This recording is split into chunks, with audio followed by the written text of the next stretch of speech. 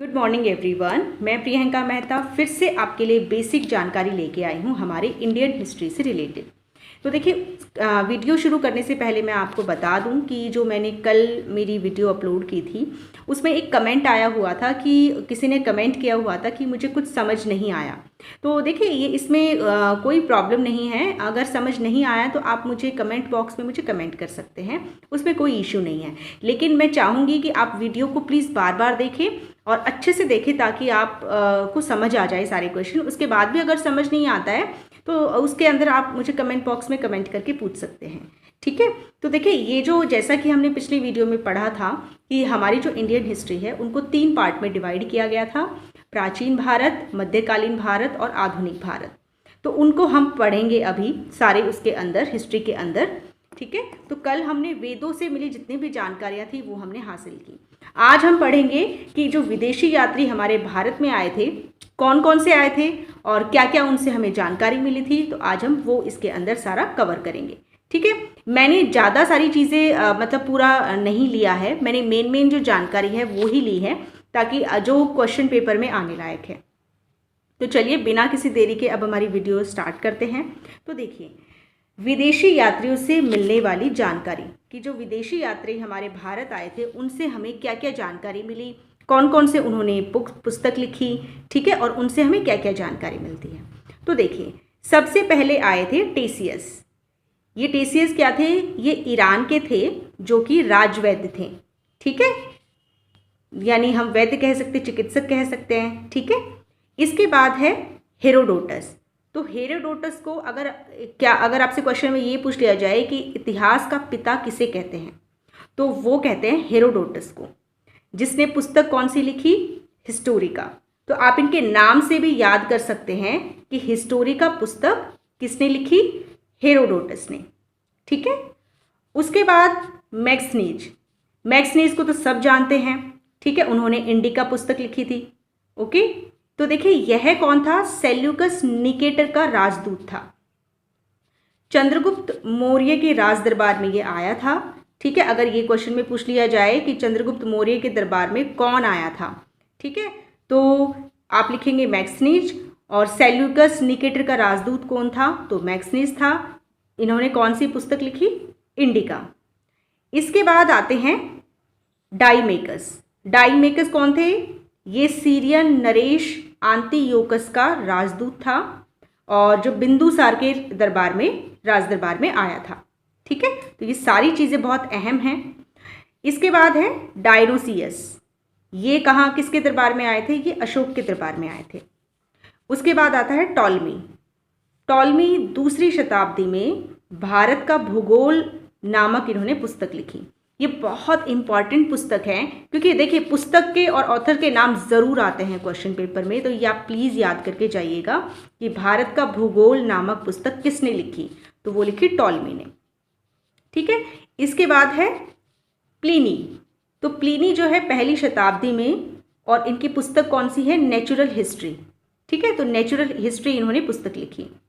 उसके बाद Periplus of the Erythraean सी, ठीक है। तो ये भी एक बाहर के जो हैं वो थे, विदेशी थे जो भारत आए थे। अब ये देखिए, यहाँ पर क्या है? चीनी लेखक। तो चीनी लेखक ये आप बहुत अच्छे से जानते होंगे, फाहियान और ह्वेनसांग। ये तो बहुत इंपॉर्टेंट है, ये तो क्वेश्चन पेपर में आते ही आते हैं। तो ये देखिए, जो फाहियान है ये गुप्त नरेश चंद्रगुप्त द्वितीय के दरबार में आए थे। कौन से किसके दरबार में आए थे? गुप्त नरेश चंद्रगुप्त द्वितीय के दरबार में ये आए थे और मध्य प्रदेश की जनता को इन्होंने सुखी बनाया था और 14 साल तक ये रहे थे, ठीक है। तो अब नेक्स्ट है ह्वेनसांग जो है हर्षवर्धन के शासनकाल में 629 ईस्वी में भारत आए थे और ये 15 वर्षों तक रहे और यह बौद्ध ग्रंथों को एकत्र करने के लिए आए थे और नालंदा विश्वविद्यालय में अध्ययन करने के लिए भी ये यहाँ पर भारत आए थे। फिर इन्होंने 138 देशों का विवरण किया। ध्यान रखिएगा, कितने देशों का विवरण किया? 138 देशों का।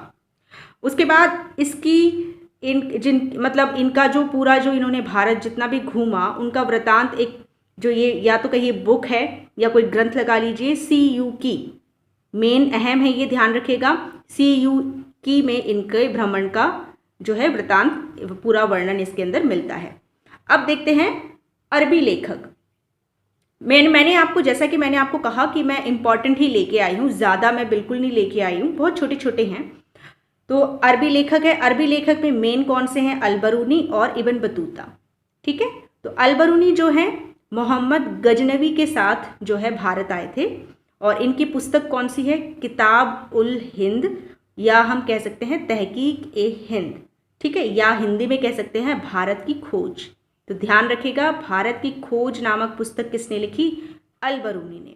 और अल-बरूनी महमूद गजनवी के साथ भारत आए थे। ठीक है, और इसके अंदर क्या है? भारत की खोज जो पुस्तक है, इसमें कितने अध्याय हैं? इसमें 80 अध्याय हैं, तो ये ध्यान रखिएगा। अब है इब्न बतूता। इब्न बतूता ने अरबी भाषा में वृतांत, इनका मिलता है रिहला। ठीक है, तो ये इनकी पुस्तक है जिसमें इनका विवरण मिलता है। दूसरा है अन्य लेखक। अब अन्य लेखक में कौन आए थे हमारे? अन्य लेखक में थे तारानाथ और मार्को पोलो। ये भी बहुत इंपॉर्टेंट है, क्योंकि देखिए चीज़ें मैं वही लेके आई हूँ जो बहुत ज़रूरी हैं। तो तारानाथ का जो ग्रंथ कौन सा था? कंग्यूर और तंग्यूर। ठीक है, और इनसे हमें, कंग्यूर और तंग्यूर से हमें किन की जानकारी मिलती है? हमें भारत के इतिहास की जानकारी मिलती है।